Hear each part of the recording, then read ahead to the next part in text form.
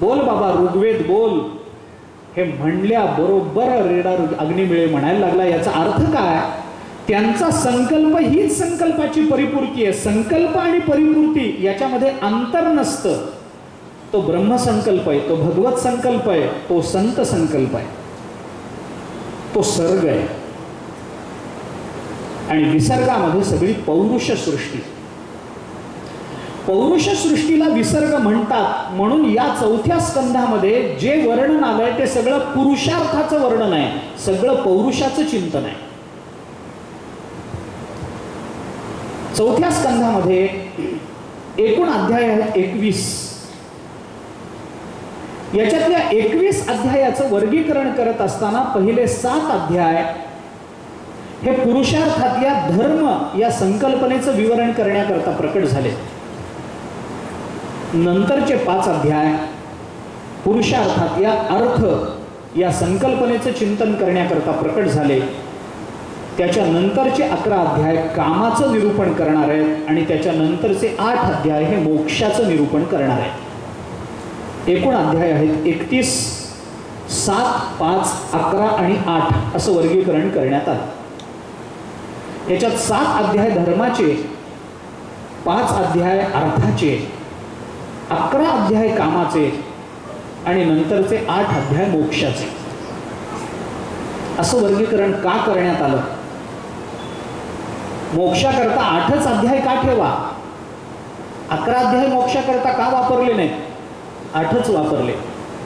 या 8मध्ये 4 अध्याय हे निर्गुण मोक्षाचं चिंतन करणार आहेत आणि उरलेले 4 अध्याय हे सगुण मोक्षाचं चिंतन करणार. जास्त अध्याय कामाकरता दिलेत, कारण कामावर विजय मिळवणं हेच कलियुगातलं सगळ्यात मोठं साधन आहे. आपली इंद्रिय आपल्या ताब्यात आली पाहिजेत हे कळावं याच्याकरता कामाचं निरूपण जास्त विस्तारानं करण्यात आलं. कारण कलियुगामध्ये सगळे ब्रह्मदेवापासून मुंगीपर्यंत हे सगळे इंद्रियांच्या अंकित होतील, कह्यात जातील अशी भविष्यवाणी द्वापार युगाच्या शेवटी आणि कलियुगाचा आरंभ होण्याच्या अगदी अलीकडे 11 स्कंधामध्ये नारदांनी केलेली दिसून येते. ही भविष्यवाणी नारदांची आहे. नवयोगेश्वरांपैकी अप्रबुद्ध नावाच्या योगेश्वराबरोबर बोलत असताना नारदांचं हे विधान आहे: इंद्रियाभ्याम जय्याभ्याम द्वाभ्याम एव हतम जगत अहो उपस्थ जिव्हाभ्याम ब्रह्मादि मशकावधी. 11 स्कंधामध्ये नारद महर्षी ही भविष्यवाणी करतात. इंद्रियाभ्याम जय्याभ्याम द्वाभ्याम एव हतम जगत. इंद्रियांवर विजय मिळवताना 2 इंद्रिय मानवी जीवनाचा घात करणार आहेत कलियुगामध्ये. कोणती? अहो उपस्थ जिव्हाभ्याम ब्रह्मादि मशकावधी. ब्रह्मदेवापासून मुंगीपर्यंत माशीपर्यंत सगळ्या जीवांचा घात 2 इंद्रिय करतील. एक तर त्यांचं उपस्थ आणि दुसरी त्यांची जिव्हा.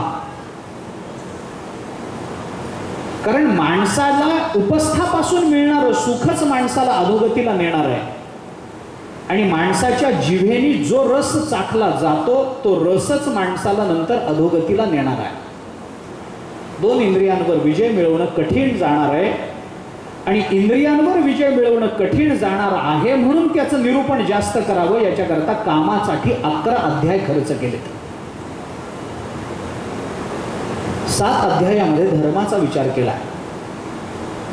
धर्म अनंत प्रकारानं प्रकट होतो, पण अनंत रूपानं जरी तो प्रकट होत असला तरी सुद्धा धर्म आपल्याला धारण करतो. धरती लोकान ध्रियते पुण्यात्मभी काल आपण बोललो. धारणात धर्म मिथ्या हो धर्म धारयते प्रजा यस्या धारण संयुक्तः स धर्म इत्यादी धियते.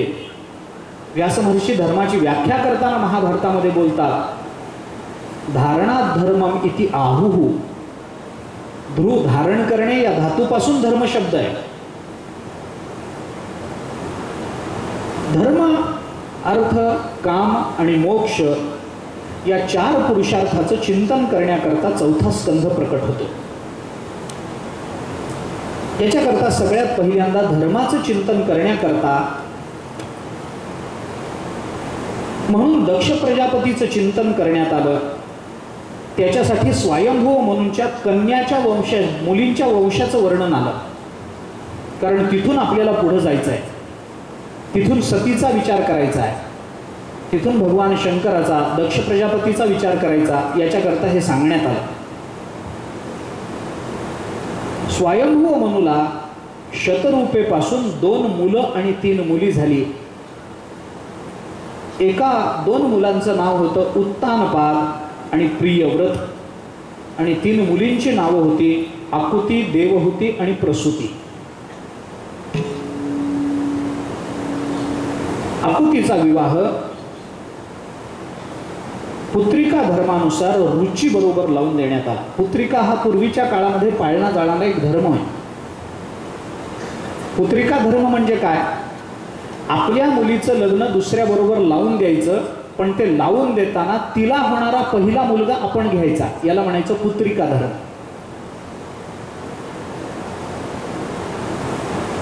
असा सगळा विस्तार, भगवंताचं चिंतन चतुर्थ स्कंधामध्ये प्रकट होतं. त्यानंतर 2ऱ्या अध्यायापासून भगवान शिव आणि दक्ष प्रजापती यांच्यामधल्या द्वेषाचा विचार आहे. तो द्वेष का निर्माण झाला, कसा निर्माण झाला, याला काही कारण परंपरा सांगण्यात आली. प्रजापतीचं आपल्या मुलींवर प्रेम आहे, परंतु त्यांची मुलगी सती हिचा विवाह भगवान शंकराबरोबर झाला, आणि ती आपली मुलगी असून सुद्धा भगवान शंकरांच्या प्रती दक्षाच्या अंतःकरणामध्ये चांगल्या भावना नव्हत्या. का हा द्वेष केला गेला असेल, याला उत्तर देताना मैत्रेयांनी विदुराला सांगितलं की विदुरा, एका यज्ञामध्ये सगळे देव उपस्थित असताना तिथं दक्ष प्रजापती आले, आणि दक्षाचा अधिकार बघून सगळ्या देवतांनी दक्षांना उत्थापन दिलं, पण नेमकं त्याच वेळेला भगवान शंकरांना समाधी लागलेली असल्यामुळे भगवान शंकरांनी दक्षाला उत्थापन दिलं नाही. याच्यातून दक्षाला आपला अपमान झाल्यासारखं वाटलं. दक्षाला उत्थापन देणं हे महत्वाचं का समाधीचं सुख भोगणं महत्वाचं? पण आपल्याला आदर दिला गेला नाही याचा अपमान दक्षांना वाटला. दक्ष मोठे होते, अधिकार संपन्न होते, पण क्षुल्लक गोष्टीनं त्यांना अपमान वाटला. म्हणून मी थोडी उलटीच व्याख्या करतो. ज्यांना कशाचाही अपमान वाटू शकतो त्यांनाच हल्ली मोठं समजलं जातं. क्षुल्लक गोष्टीने जे रागवतात ते मोठे समजले जातात. भगवान शंकर हे दक्ष प्रजापतीचे जावई आहेत, पण त्यांच्या अंतःकरणामध्ये भगवान शंकरांनी उत्थापन न दिल्यामुळे अनादर निर्माण झाला. ब्रह्मदेवानी सांगितल्यावरून आपली मुलगी त्यांना आपण दिली याची खंत नेहमी दक्ष प्रजापतीला वाटत राहील. दक्षाकडे यज्ञ झाला. त्या यज्ञाचं अर्थातच भगवान शंकरांना आमंत्रण नव्हतं, पण सतीनं त्यांना यज्ञ महोत्सवात जाण्याकरता आग्रह धरला. नको म्हणे, जाऊ आपण. अरे त्याला काय असतं, सासूरवाडीला तर जायचंय, त्याच्याकरता आमंत्रणाची काय गरज आहे? अधिक महिना आला बस झालं. सासूरवाडीला जायला काय पत्रिका आली पाहिजे, पत्र आलं पाहिजे, काय काय पाहिजे, काय तुम्हाला कशाची अपेक्षा? माझ्या माहेरी यायला कशाची अपेक्षा? आमंत्रणाशिवाय कुठं जावं आणि कुठं जाऊ नये याचं शास्त्र आहे. कोणत्या ठिकाणी आमंत्रणाची अपेक्षा करावी, कोणत्या ठिकाणी आमंत्रणाची अपेक्षा करू नये. एखाद्याला विचारलं कीर्तनाला का आला नाही? नाही हो, मला पत्रिका नव्हती म्हणू नये. कीर्तनाला आमंत्रणाची अपेक्षा नसते. जे सर्वांच्या कल्याणाचं आहे, जिथं भेद पाळलाच जात नाही, मानलाच जात नाही, तिथं आमंत्रणाची अपेक्षाच नसते. परंतु जिथं व्यक्तिभेदानं चिंतन केलं जातं तिथं आमंत्रणाची अपेक्षा असते. सतीच्या सांगण्यावरून भगवान शंकर यज्ञ समारंभामध्ये गेले, पण तिथं त्यांचा अपमान झाला. सतीला वाईट वाटलं. सतीनं अग्निप्रवेश केला. सतीच्या अग्निप्रवेशानंतर भगवान शंकरालाही सतीच्या जाण्याचं वाईट वाटलं. भगवान शंकरही नाराज झाले. भगवान शंकराचे अनुयायी असणाऱ्या वीरभद्राने नंतर त्या यज्ञाचा विध्वंस केला. दक्षाचा वध करून टाकला. भगवान शंकर नाराज होऊन थोडेसे नाराज झाले, विषण्ण झाले. कैलास पर्वतावर जाऊन समाधी लावून बसले. भगवान शंकरांनी कैलास पर्वतावर जाऊन समाधी लावली. दक्षवध झाला, यज्ञाचा विध्वंस झाला. यज्ञातून प्राप्त होणारी फलं अप्राप्त झाली. काय करावं कळेना म्हणून ब्रह्मदेवाबरोबर सगळ्या देवांनी जाऊन कैलास पर्वतावर जाऊन भगवान शंकराची मनधरणी केली. त्यांना प्रार्थना केली, आपण असं करू नका, आपण रागावू नका. आपण रागावलात तर या जगताने कुणाच्या तोंडाकडे पाहायचं, आम्ही कुणाच्या आधारानं जगायचं. यज्ञ अर्धवट राहिला हे बरं नाही. या यज्ञातून जे निष्पन्न होणार आहे ते जगताच्या कल्याणाकरता आहे आणि आपण जर यज्ञ अर्धवट ठेवला तर जगताचं कल्याण होणार नाही. याच्याकरता म्हणून आम्ही तुम्हाला विनंती करतो, यज्ञाचा काही विचार करा. भगवान शंकराने त्यांचं म्हणणं मान्य केलं आणि दक्ष यज्ञाची परिपूर्तता झाली. यज्ञ पूर्ण झाला. यज्ञातून जे मिळणं अपेक्षित होतं ते सगळ्या जगाच्या कल्याणाकरता म्हणून प्राप्त झालं. ज्या सतीनं अग्निप्रवेश करून स्वतःला संपवून घेतलं होतं तीच सती अग्निप्रवेशामध्ये शरीराचा त्याग केला तिने, पण त्याच्यानंतर तीच सती पुन्हा हिमालयाची पत्नी, हिमालयाची पुत्री म्हणून पार्वतीच्या रूपानं प्रकट झाली. आणि पार्वतीच्या रूपानं प्रकट होऊन त्या सतीनं पुन्हा भगवान शंकराला वरलं. भगवान शंकराचं आणि दक्षाचं हे जे चिंतन भागवताने पहिल्या 7 अध्यायामध्ये मांडलं, हे धर्म नावाच्या एका विशेष तत्वाचं चिंतन करण्याकरता मांडलं. आम्ही धर्मानं वागलं पाहिजे, आम्ही धर्मानं राहिलं पाहिजे, कारण आमचा धर्मच आम्हाला अंततोगत्वा आमच्या समाधानाचं कारण ठरणार आहे. ज्ञानोबांनी धर्माचं चिंतन करताना स्पष्ट म्हटलंय, दया तेथे धर्मो, धर्मो तेथ सुखागमो, सुखी पुरुषोत्तमो असे जैसा. जिथं धर्म आहे तिथं सुख येणारच आहे, सुखागम तिथं आहेच आहे. धर्मानं वागणारा आत्तापर्यंत कधी चुकीचा, कधी दुःखी असा दिसणार नाही आपल्याला. धर्म त्याला आनंदच देईल, धर्म त्याला समाधानच देईल. धर्माचा विचार संतांनी आम्हाला सांगावा, धर्माचा विचार भागवतांनी आम्हाला सांगावा. याच्यामध्ये विशेष काही अर्थ आहे. धर्मप्रधान सृष्टी निर्माण केली गेली, ती कोणत्या अर्थानं धर्मप्रधान मानली पाहिजे. नुसती धार्मिक आहे म्हणजे धर्मप्रधान आहे असं नाहीये. दुर्दैवाने धार्मिक असणाऱ्या माणसाला धर्मप्रधान जीवन जगतो असं म्हटलं जातं, पण धार्मिक होणं हे वेगळं आहे. सध्याच्या काळामध्ये सगळेच लोक धार्मिक असतात, पण आमचा धर्म कोणता? कारण धर्म ही संकल्पना इतकी व्यापक आहे की तिचा एक अर्थ सांगून आपल्याला धर्माचं व्याख्यान करता येणार नाही.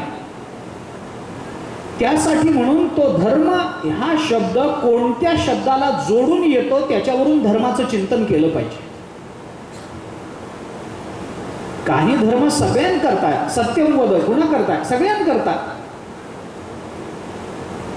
चोरी करू नका कुणा करता? सगळ्यांकरता. दारू पिऊ नका कुणा करता? सगळ्यांकरता.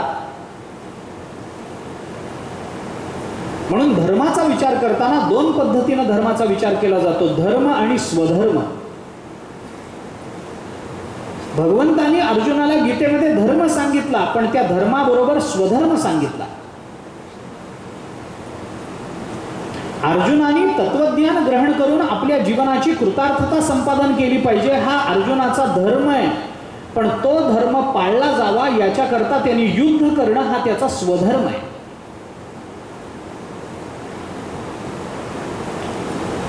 गीतेमध्ये अरे गीतेचा प्रारंभच धर्म शब्दाने होतो. धर्मक्षेत्रे कुरुक्षेत्रे समवेता युत्सवः धर्मक्षेत्रे. प्रारंभच धर्म आहे. नाही, संबंध गीता बघितली तर ती धर्म शब्दामध्ये सामावून जाते.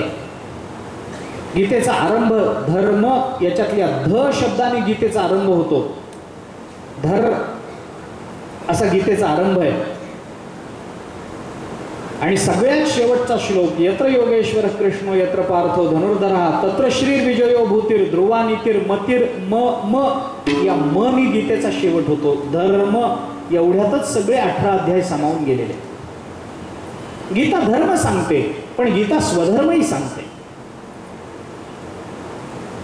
अर्जुन क्षत्रिय असेल तर त्या वेळेला युद्ध करणं हा त्याचा स्वधर्म आहे, नुसता धर्म नाही. ब्राह्मण असेल तर त्यांनी अध्यापन करणं धर्म आहे त्याचा. प्रत्येकाचा धर्म वेगळा म्हणून सांगितला गेला. 18व्या अध्यायामध्ये या सगळ्याचं चिंतन भगवंतांनी विस्ताराने केलंय. आणि ते करत असताना प्रत्येक ठिकाणी भगवंतांनी स्वभाव शब्दाची योजना करून हे सगळं चिंतन केलंय. ते मुळातून बघण्यासारखं आहे. आत्ता मला ते सांगायचं नाही. म्हणून धर्मशब्दाचा विचार करताना तो धर्मशब्द कुणाला जोडून येतो याच्यावरून त्या धर्मशब्दाचे आयाम ठरत जातात. पुरुषाचा धर्म म्हटलं की आयाम बदलला, स्त्रीचा धर्म म्हटलं की बदललं, त्याची व्यापकता बदलली. विद्यार्थ्याचा धर्म म्हणलं की आयाम बदलला, शिक्षकाचा धर्म म्हणलं की आयाम बदलला, श्रोत्याचा धर्म म्हटलं की त्याचं परिमाण बदललं, वक्त्याचा धर्म म्हणलं की परिमाण बदललं. मुलाचा धर्म, बापाचा धर्म, बहिणीचा धर्म, भावाचा धर्म बदलत गेलं. पतीचा धर्म, पत्नीचा धर्म, मालकाचा धर्म, नोकराचा धर्म. प्रत्येक वेळेला धर्म शब्दाची अर्थसंगती बदलत जाते. का? कारण धर्म शब्द जरी तोच असला तरी त्याच्या अर्थाची व्यापकता इतकी आहे की तो अर्थ लक्षात घेताना तो कुणाच्या संबंधानं आला याच्यावरून त्याचे अर्थ लक्षात घ्यावे लागतात.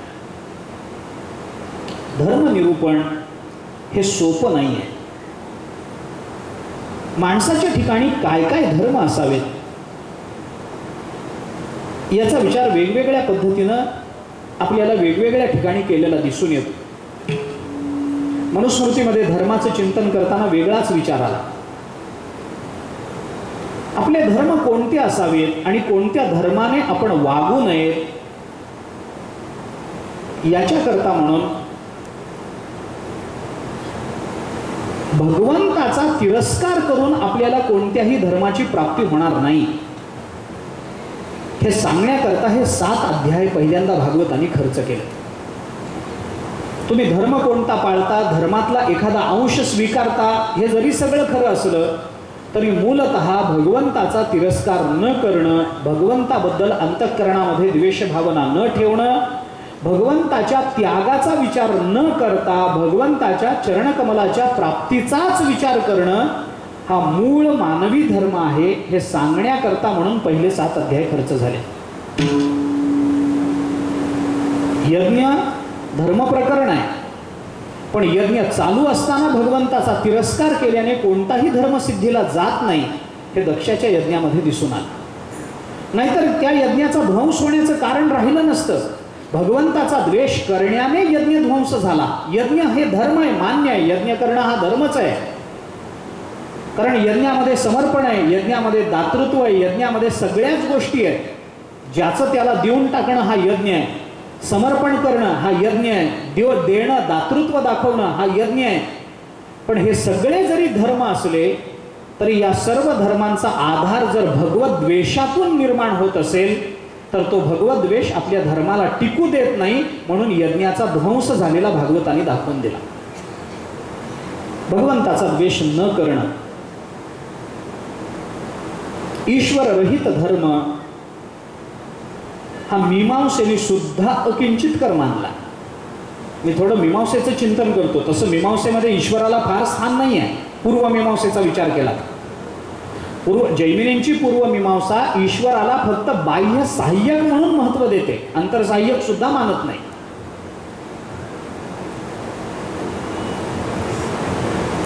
भगवत रहित असा कोणताही धर्म अकिंचितकर आहे. भगवंताला न मानता आम्ही जर माणसं म्हणतात आम्ही देव बिव काही मानत नाही हो, पण आम्ही गरजूला मदत करतो. धर्म नाही, तो अकिंचित कराय. परमात्म्याची सत्ता मानूनच आपण हे केलं पाहिजे. असं चालत नाही. आम्ही देव बिव काही मानत नाही हे म्हणण्याची फॅशन आहे सध्या, दुर्दैवाने. असं म्हणणं म्हणजे आपण फार पुढारलेले आहोत, पुढारलेल्या विचाराचे आहोत याचं ते प्रदर्शन मानलं जातं. कारण नाही. मी देव मानत नाही पण मी दातृत्व बाळगू नये, ते दातृत्व हा त्याचा धर्म ठरत नाही. त्याची कारण मीमांसा मी आता करणार नाही. परंतु भगवत रहित कोणताही धर्म हा अकिंचित कर आहे. भागवतामध्ये अन्य अन्य ठिकाणी अन्य पुराणांमध्ये हा जो धर्म आहे या धर्माच्या बायकांची नावं आली आहेत. या धर्माच्या पत्न्या कोण आहेत? मी आपल्याला गंमत सांगतो. मला सिद्धांत सांगायचा आहे तो थोडा पुढे आहे. ऐका. श्रद्धा, मैत्री हे सगळे स्त्रीलिंगी पद आहेत. हे सगळे धर्माच्या पत्न्या म्हणून सांगितल्या गेल्या. श्रद्धा, मैत्री, दया, शांती, पुष्टी, तुष्टी, क्रिया, उन्नती हे धर्माच्या पत्नी आहेत. आता गंमत सांगतो. बुद्धी, मेधा, तितिक्षा, री आणि मूर्ती हे भगवंताच्या पत्न्या सांगितल्या. आता उन्नती ही जर पत्नी असेल, एक उदाहरण म्हणून सांगतो.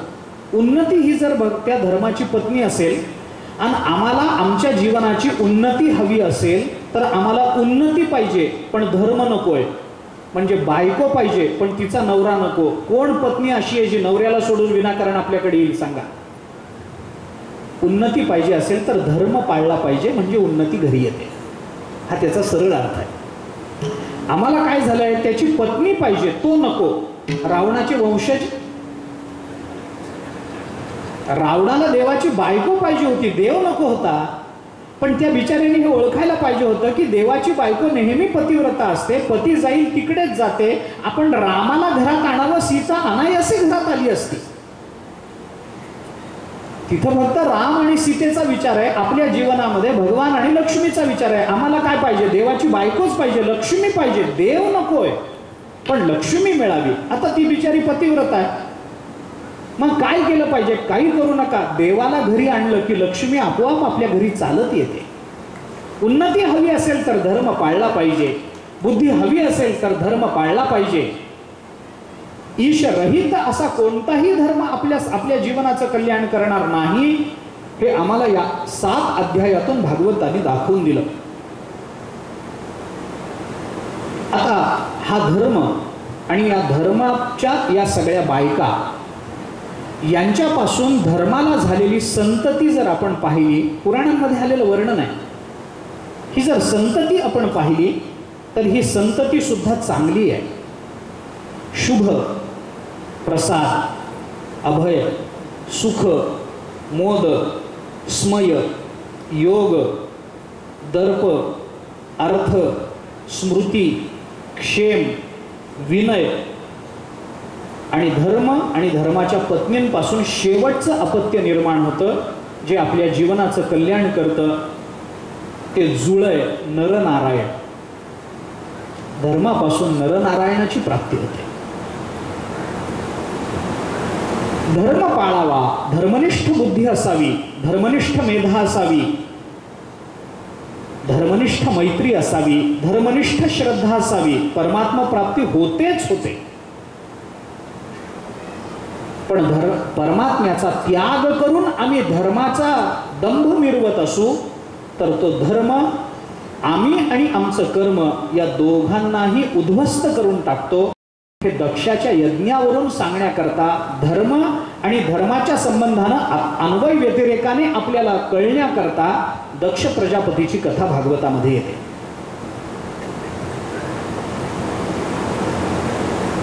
धर्म 2 प्रकारचा मानला गेला. गीता भाष्याच्या सुरुवातीला जगद्गुरु शंकराचार्यांनी गीतेच्या टीकेमध्ये गीता भाष्यामध्ये धर्म दोन प्रकारचा मानला, एक प्रवृत्ती धर्म आहे आणि दुसरा निवृत्ती धर्म आहे.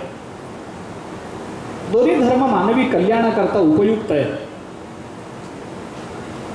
ऐहिकाच्या उत्कर्षाकरता आम्हाला प्रवृत्ती धर्म महत्वाचा आहे आणि आमच्या पारमार्थिक कल्याणाकरता आम्हाला निवृत्ती धर्म उपयोगाचा आहे. भगवंताच्या बाबतीत या दोन्ही प्रवृत्ती आणि निवृत्ती धर्माचा विचार करत असताना सज्जनांना त्रास होतो आहे, दुर्जन माजलेले, धर्माला ग्लानी आलेली आहे म्हणून अवताराला येणं हा भगवंताचा प्रवृत्ती धर्म आहे. परित्राणाय साधूनाम विनाशाय च दुष्कृताम धर्मसंस्थापनार्थाय संभवामी युगे युगे भगवंताचा प्रवृत्ती धर्म आहे. रामावतारामध्ये भगवान प्रकट झाले याच कारणानं, नरसिंह रूपामध्ये भगवान प्रकट झाले याच कारणानं, वराह अवतारामध्ये भगवान प्रकट झाले याच कारणानं. सज्जनांना त्रास होतो, दुर्जन माजले, धर्माला ग्लानी आली, भगवान आले. भगवंताचा हा प्रवृत्ती धर्म आहे. पण भगवंताचा निवृत्ती धर्म सर्वत्र प्रकट होतो असं नाही. भृगूंनी लाथ मारली तरी ती लाथ आनंदानं छातीवर मिरवली, हा भगवंताचा निवृत्ती धर्म आहे. तया ते आम्ही नमस्कारू, तया ते माथा मुकुट करू, तयाची टाच धरू हृदयी आम्ही, हा भगवंताचा निवृत्ती धर्म आहे. आमच्या भक्ताला आम्ही डोक्यावर घेऊ, निवृत्ती धर्म आहे. प्रवृत्ती धर्म वेगळा, निवृत्ती धर्म वेगळा.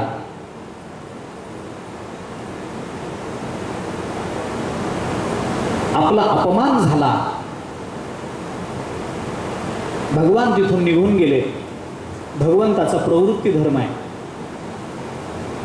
पण अपमान करणारा निघून गेला आणि त्याचं कार्य अपूर्ण राहिलं तर ते कार्य पुन्हा त्याच्याबद्दल कोणताही द्वेष न बाळगता पूर्ण करणं हा भगवंताचा निवृत्ती धर्म आहे. याच्याकरता 7 अध्याय खर्च झाले. नंतरच्या 5 अध्यायामध्ये अर्थाचं निरूपण आलंय. आपण बघून आलो की माणसाने धर्माचं पालन हे अपवर्गाकरता करावं, अर्थप्राप्तीकरता करू नये. अर्थाचं चिंतन हे धर्माकरता करावं, विषय सुखाकरता करू नये. कामाचं चिंतन इंद्रियांच्या तृप्तीकरता करू नये, जीवित रक्षणाकरता करावं. हा जो सगळा विचार पहिल्यांदाच आपल्याला भागवताने सांगितला, त्या सगळ्याचा विचार केला तर अर्थप्राप्तीकरता म्हणून 5 अध्यायामध्ये ध्रुवाचं चरित्र आलं. उत्तानपाद नावाचा राजा आहे, त्याला 2 राण्या आहेत. एक सुरुची आहे आणि दुसरी सुनीती आहे. सुरुची ही आवडती मानली गेली, सुनीती ही नावडती मानली गेली.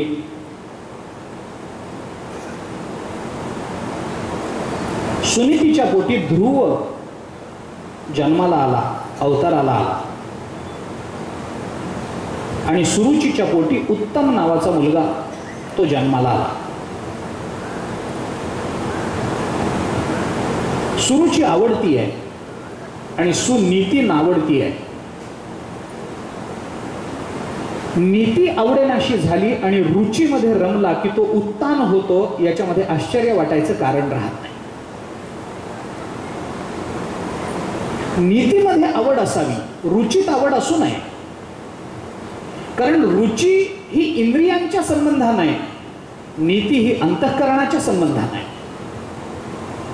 रुचीत अडकलेला मनुष्य काय करेल? म्हणून नीतीच्या पोटी जे येतं ते ध्रुव असतं. ध्रुव शब्दाचा अर्थ आहे नित्य, शाश्वत. ध्रुव शब्दाचा अर्थ आहे कायमचं, न बदलणारं. या अर्थाने ध्रुव शब्द आहे. आणि सुरुचीच्या पोटी उत्तम आला.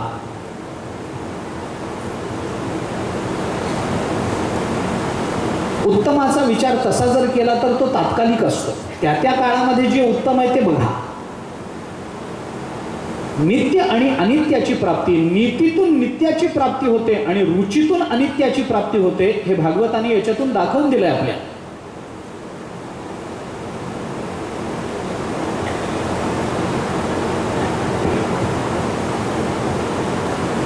वास्तविक ध्रुव कोण आहे? वल्लभाचार्यांनी सुबोधिनी टीकेमध्ये एके ठिकाणी हा ध्रुव कोण आहे याचं चिंतन करताना हा ध्रुव म्हणजे पूर्वीचा एक ऋषी आहे असं दाखवून दिलंय.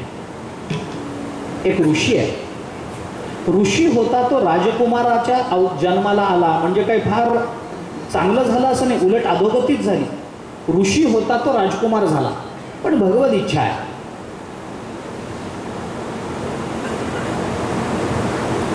एके दिवशी ध्रुव बाळ आपल्या वडिलांच्या मांडीवर जाऊन बसला.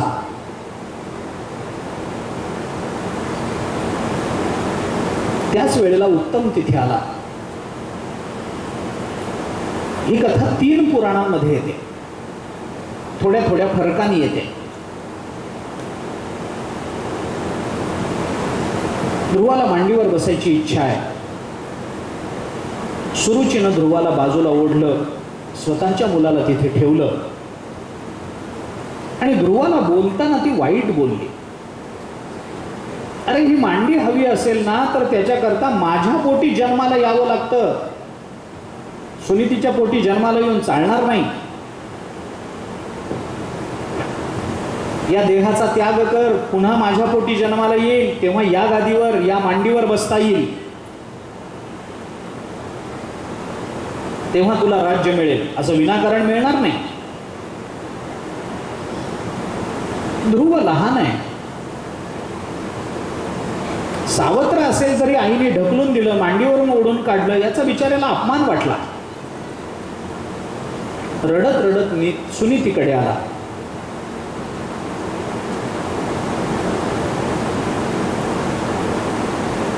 या देहाचा त्याग कर, माझ्या पोटी जन्माला ये.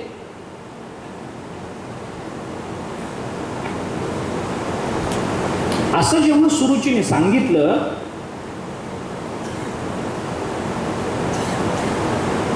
सावत्र असला तरी दुसऱ्या चौथीचा झाला तरी लहान मुलगा आहे ना. सुरुची असं बोलली म्हणूनच त्या सुरुचीला आपल्या स्वतःच्या मुलाला लहान वयात गमवावं लागलं. दुसऱ्याच्या मुलाला आपण जर तू मर माझ्या पोटी ये असं जर म्हणायचं असेल तर आपल्या पोटी आलेलं पोरगं जिवंत राहील याची शाश्वती नसते. भगवान कुणाचं काय ऐकतील याचा नेम नसतो.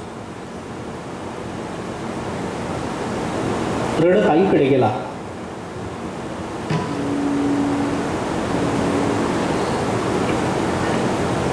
आईने त्याला सांगितलं, ठीक आहे हे होणारच होतं, कारण तू माझा मुलगा आहेस, नावडतीचा मुलगा आहेस.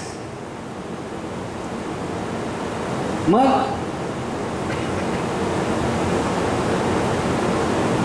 भगवंताची आराधना कर, भगवंताची आराधना कर. तो परमात्मा तुला जे हवं ते देईल. नीती नेहमी जो विचार सांगते तो दुःखाच्या आत्यंतिक निवृत्तीचा सांगते, तत्कालीन निवृत्तीचा सांगत नाही. नीतीचा हा स्वभाव आहे.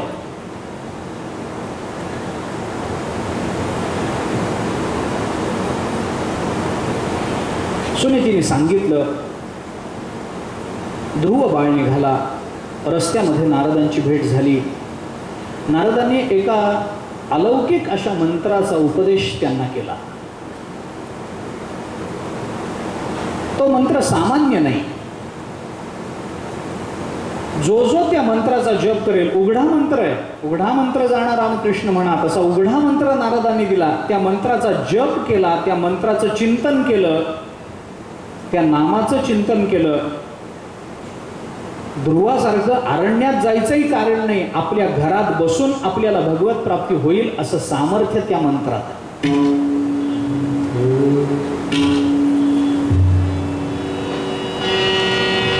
भगवते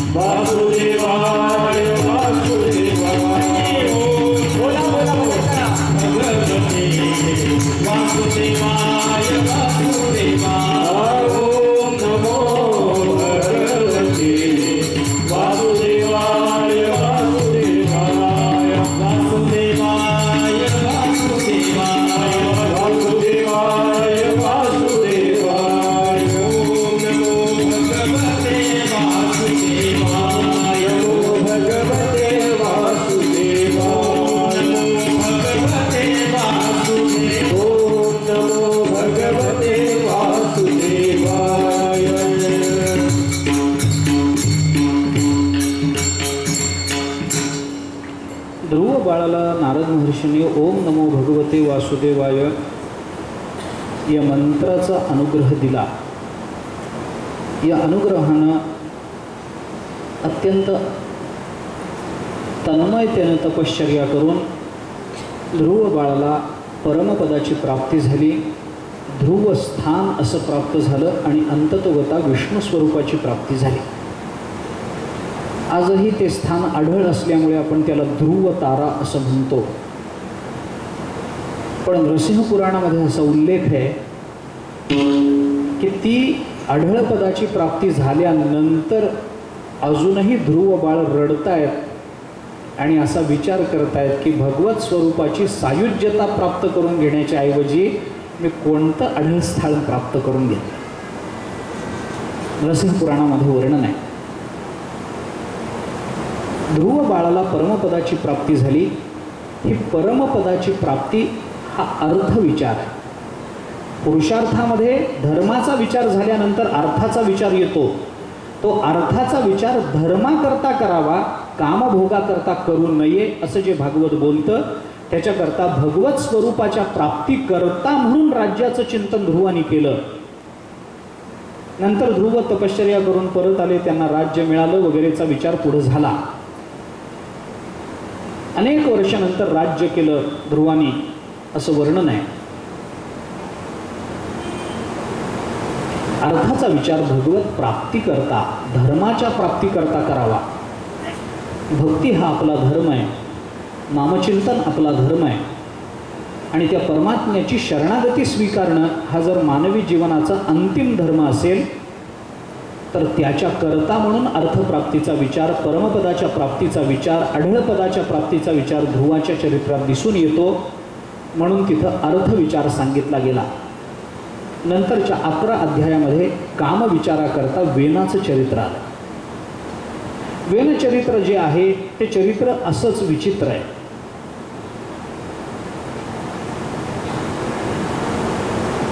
ध्रुव बाळाच्या त्या ध्रुवाच्या प्राप्ती, त्या राज्यप्राप्तीनंतर वेनाचं चरित्र येण्याच्या मागे अर्थानंतर येणारा काम हा कदाचित आपली दिशाभूल करणारा असतो. वेन राजाची कथा 14व्या अध्यायापासून सुरू होते. हा वेन राजा कोण आहे,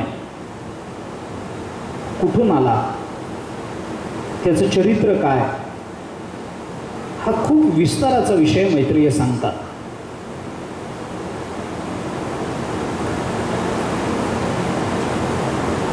पृथ्वीचं रक्षण करणारं कोणी राहिलं नाही हे भृगु ऋषींनी पाहिल्यानंतर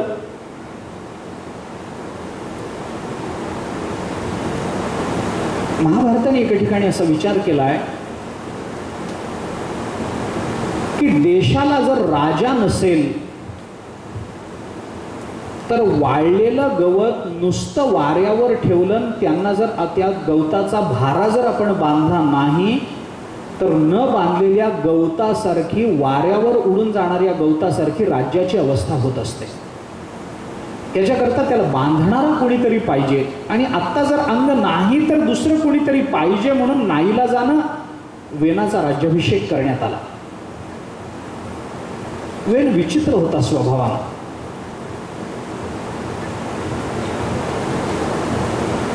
तो स्वतः अत्यंत कठोर होता. राज्य मिळाल्यामुळे उन्मत्त झाला. सिंहासनावर बसला. अधिकार मर्यादा कळली नाही. संत महात्म्यांचा अपमान त्याच्याकडून होऊ लागला. राजाच्या ठिकाणी काय असावं, दंडाचा विचार जो महाभारताने बोलून दाखवला तो दंड विचार राजाकडे असावा, पण फक्त दंडच असावा ते मान्य होण्यासारखं नाही. वेनाच्या हातामध्ये राजदंड आला. राजदंडामुळे उन्मत्त झाला. महापुरुषांचा अपमान व्हायला लागला.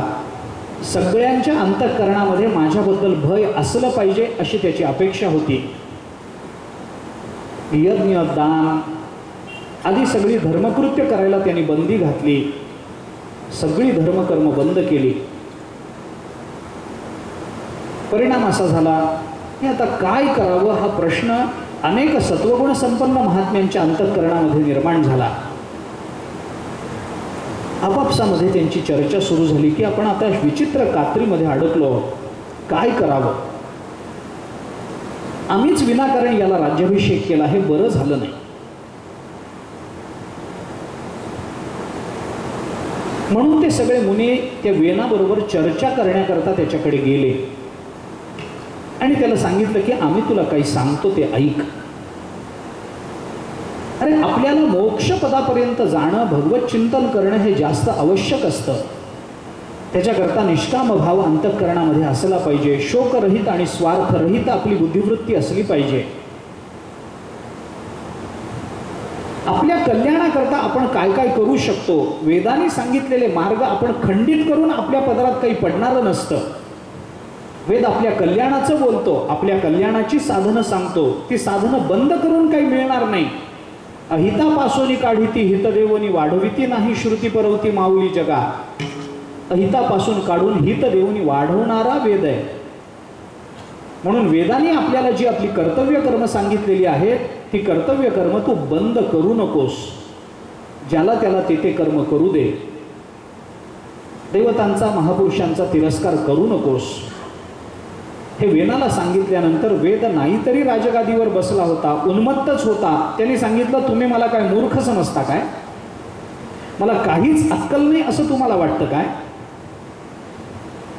अरे मी जे करतो आहे तोच धर्म आहे आणि तुम्हाला कळत नाहीये, तुम्ही अधर्माला धर्म मानून बसलाय.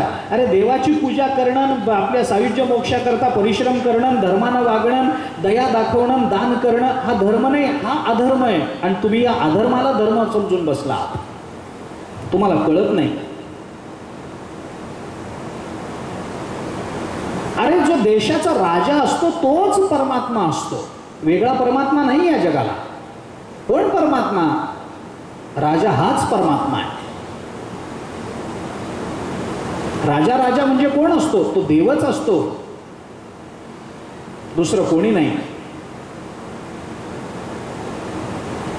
राज्याभिषेक होणं याच्यामध्ये देवाचं सानिध्य त्याच्या ठिकाणी आहे हे तुम्ही मान्य करताना मग राजा हाच देव आहे. या लोकांना वेगळा देव मानण्याचं कारण काय?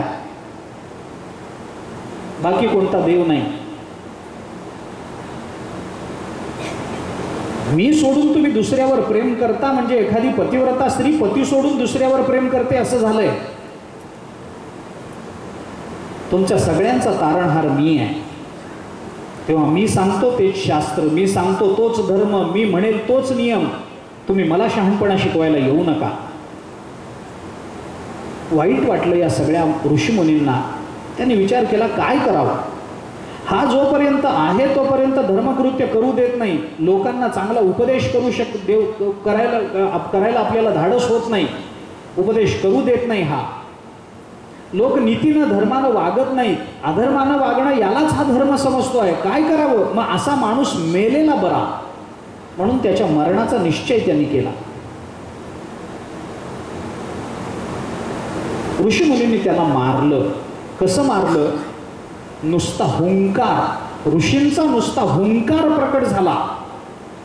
सगळे ऋषी येऊन त्याच्याजवळ येऊन नुसतं एकदा असं म्हणाले आणि वेद मेला.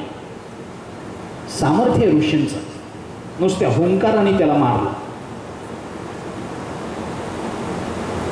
वेन गेला आणि मग वेनाच्या जागी कुणीतरी राजा पाहिजे म्हणून पृथुराजाचा राज्याभिषेक करण्यात आला. कसा पृथु जन्माला आला त्याचं वर्णन सांगताना मैत्रियांनी सांगितलं, हा जो वेन होता तो पुत्रहीन होता. त्या पुत्रहीन वेनाच्या बाहूचं मंथन त्या ऋषींनी केलं आणि त्या मंथनातून एक स्त्री पुरुषाचं युग्म तयार झालं. ते युग्म म्हणजे भगवंताचा अंश आहे असं समजून ऋषींनी त्यांना मुळात ते दोन कोण आहेत हे सांगितलं. याच्यापैकी ही जी स्त्री आहे ती म्हणजे लक्ष्मी आहे, लक्ष्मीचा अवतार आहे. आणि जो पुरुष आहे तो या सृष्टीचा, या सगळ्या पृथ्वीचा विस्तार करणारा असल्यामुळे त्याला पृथू हा सम्राट होईल, हा राजा होईल असं सांगितलं.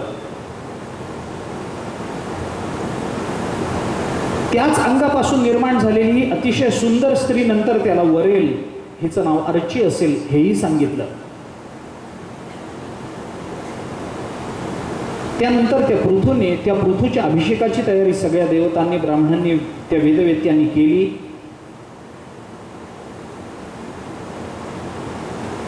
त्याची स्तुती केली. पृथू अतिशय विनयशील, त्यांनी असं त्या सगळ्या ऋषीमुनींना सांगितलं, तुम्ही माझी स्तुती का करता? मी तर अजून काही कर्तृत्व दाखवलेलं नाही. कर्तृत्वानंतर राज्याची स्तुती करावी हे बरोबर आहे. माझं कर्तृत्व पहा मग माझी स्तुती करा. मी तर अजून काहीच केलं नाही, तुम्ही माझं कर्तृत्व गाता, माझी स्तुती करता. दुसऱ्या कोणत्या तरी कर्तृत्व संपन्न राजाची स्तुती करा. माझ्या बाबतीत विनाकारण वाणी खर्च करू नका, वाया घालवू नका. चांगल्याची कोणाची तरी स्तुती करा. जेव्हा मी राज्य करीन, माझ्या ठिकाणचे गुण प्रकट होतील, त्या गुणांनी मी अनेकांना समाधान देईल, या राज्यातल्या प्रत्येक जीवाला या राज्याचा आश्रय केल्याचा आनंद देईल, तेव्हा तुम्ही माझी स्तुती करा. कारण स्तुती ही अशी विलक्षण विचित्र असते. माणसाला स्तुती कानाला ऐकायला गोड वाटते, पण तिच्या परिणामाची जाणीव माणसाच्या ठिकाणी नसते. स्तुतीचा परिणाम फार घातक आहे. ऐकायला बरी वाटते, तुम्ही फार चांगले आहात हो, हे ऐकताना आपल्याला फार बरं वाटतं. पण हे ऐकण्यातून आपला पारमार्थिक धोका आपल्या लक्षात येत नाही. तुकाराम महाराजांनी म्हणून म्हटलंय, न करावी स्तुती माझी संतजनी, होईल या वचनी अभिमान. स्तुती ऐकली की माणसाच्या ठिकाणी अभिमान निर्माण होतो, नको स्तुती. तुकोबाराय म्हणतात, स्तौनिया नरा केला आयुष्याचा मात्या. नको स्तुती, नको. बरं, एकदा झाली म्हणून माणसाला समाधान झालं असं नाही, ती पुन्हा पुन्हा व्हावी असं वाटत राहतं. माणसाचं मन लालचावतं, नको. एका सुभाषितकाराने म्हटलंय, अद्यापि दुर्निवारम स्तुती कन्याम बहुती नाम कौमारम असद्यो न रोचते सा संतो अपि अस्य न रोचनते. स्तुती नावाची मुलगी आहे, उपवर झाली, अजून लग्न झालं नाही आणि होण्याची शक्यता फार कमी आहे. ही स्तुती नावाची मुलगी आहे, झाली, लग्नाला योग्य झाली, कुमारिका आहे, लग्नाला योग्य झाली, उपवर झाली, पण लग्न होत नाही. फार कठीण आहे या स्तुतीचं लग्न होणं. दुर्निवारम, अति कठीण आहे. का? त्याचं कारण सांगताना सुभाषितकारांनी कारण सांगितलंय, स्तुती चांगली आहे पण तिचं लग्न होत नाही आणि होणं कठीण दिसतं. कारण ज्यांना स्तुतीला गळ्यात हार घालायचा आहे, स्तुती त्यांच्याकडे जायला तयार नाही, आणि स्तुती ज्यांच्या गळ्यात हार घालायला चालली आहे ते स्तुतीला जवळ येऊ द्यायला तयार नाही, तिचं लग्न होत नाही. ज्यांना वाटतं आपली स्तुती व्हावी, स्तुती तिकडे जात नाहीये, आणि स्तुतीला वाटतं ज्ञानोबाराय तुकोबारायांची स्तुती आपण करावी, त्यांच्या गळ्यात हार घालावा, तर तुकोबाराय तिला जवळ फिरकू द्यायला तयार नाही. लग्न होणार कसं? माझी स्तुती करू नका. ऋषींनी त्यांना सांगितलं, आम्ही तुझी स्तुती करतो. जे वेनाने अडकून ठेवलेले जे बंदीजन होते त्यांनी स्तुती केली, त्याच्यामध्ये अनेक महात्मे होते. त्यांनी सांगितलं, बाबा तू काही अजून कर्तृत्व गाजवलं नाहीस तरी आम्ही तुझी स्तुती करतो. याचं कारण असं आहे, 2-3 कारण आहेत. त्याच्यातलं एक कारण असं आहे की आमच्या मनात हा विश्वास आहे की ज्या अर्थी आम्ही कारण नसताना बंदिवासात होतो आणि तू कोणती चौकशी न करता आम्हाला सोडून दिलंस, त्या अर्थी दया नावाचा जो दैवी गुण तुझ्या अंतःकरणामध्ये आहे, न्याय नावाचा जो गुण तुझ्या अंतःकरणामध्ये आणि तुझ्या बुद्धीमध्ये जो विवेक आहे, याच्याने माणसाचं जीवन समृद्ध होईलच, या धर्मावर आमचा विश्वास आहे, म्हणून आम्ही तुझी स्तुती करतो. पण अजून कर्तृत्व गाजवलं नाही ना. ते महापुरुष म्हणाले, त्याचं कारण असं आहे, आम्ही तुझी स्तुती करतो, याचं दुसरं कारण असं आहे की आपलं कर्तृत्व गाजवलेलं न दिसताना सुद्धा जेव्हा एखादा महात्मा आपली स्तुती करतो, आपल्याकडून तसं काही घडलं नाही तसं काही फार मोठं कर्तृत्व आपण गाजवलं नाही, पण तरीही एखादा सज्जन मनुष्य आपली स्तुती करत असेल तर ती आपल्या कर्तृत्वाची स्तुती नसते, असं कर्तृत्व आपल्याला गाजवता यावं यासाठी त्याच्या मुखातून निघालेला तो आशीर्वाद असतो. कर्तृत्व नाही आहे, गोष्ट खरी आहे, पण तरीही संत जर स्तुती करत असतील तर ती स्तुती म्हणजे त्या रूपानं प्रकट झालेला त्यांचा आशीर्वाद, त्यांचा मनोदय असतो की आपण असं करावं. आपण तसं केलेलं नाही. एखादा मुलगा परीक्षेमध्ये पहिला आलेला नसतो, फक्त परीक्षा देण्याची तयारी चाललेली असते, अजून परीक्षा दिलेली नाही, अजून पहिल्या क्रमांकानं उत्तीर्ण झाला नाही. पण जर आई वडील त्याला म्हणत असतील की असाच तू पहिल्या क्रमांकानं उत्तीर्ण हो, तर कर्तृत्व गाजवलेलं नसताना असाच हो म्हणजे काय, म्हणजे याच्यातही तू हो आणि याच्या पुढच्या सर्व परीक्षांमध्ये तू हो, हा तो आशीर्वाद त्यांच्या मुखातून प्रकट झालेला असतो. पृथूला जेव्हा ऋषीमुनींनी सांगितलं की आमचा आशीर्वाद या रूपानं प्रकट झाला, पृथूला बरं वाटलं, आनंद वाटला. त्यानंतर काही कारणानं पृथ्वीवर रागावला आणि नंतर पृथ्वीकडून त्याने स्वतःची स्तुती रागानं करवून घेतली.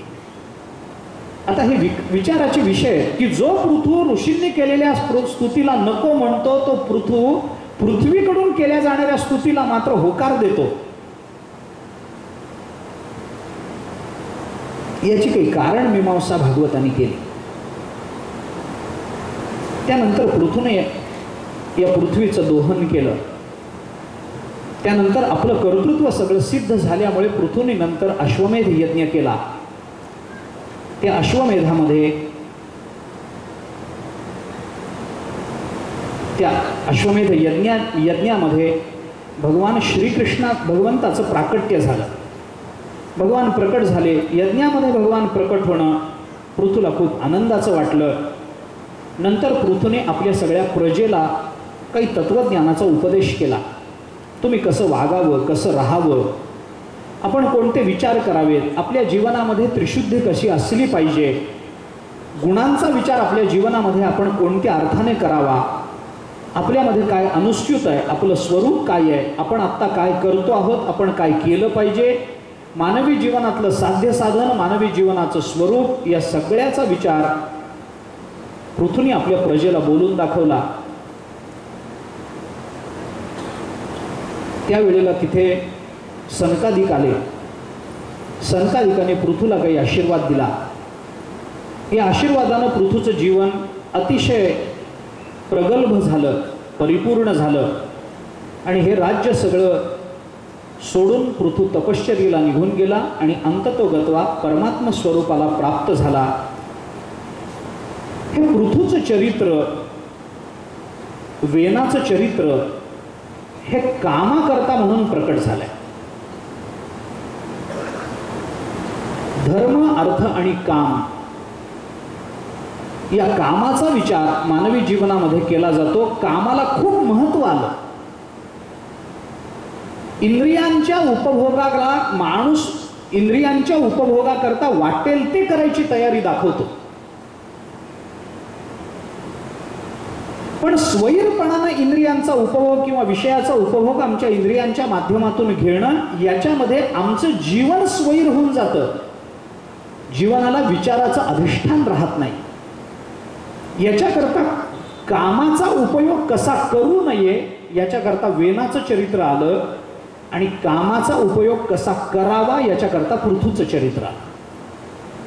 या दोन चरित्रातून कामाचं चिंतन भागवतांनी प्रकट केलं. धर्म, अर्थ, काम आणि याच्यानंतर मोक्ष या पुरुषार्थाचं चिंतन करण्याकरता पुरंजन आख्यानाचा विचार आला. नंतरच्या 7 अध्यायांमध्ये मोक्ष विचार प्रकट झाला. पुरंजनाचं आख्यान मला खरं म्हणजे विस्ताराने सांगायचं होतं, परंतु आज माझ्याकडे तेवढा वेळ नाही. तो पुरंजन कोण, काय? पुरंजनाचं चरित्र, पुरंजनाचं आख्यान वेगवेगळ्या पद्धतीनं मानवी जीवनाला दिशा देणार आहे.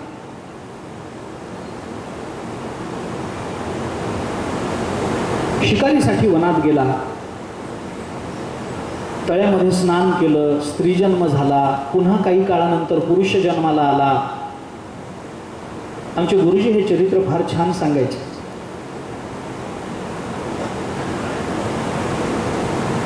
एक महिना पुरुष, एक महिना स्त्री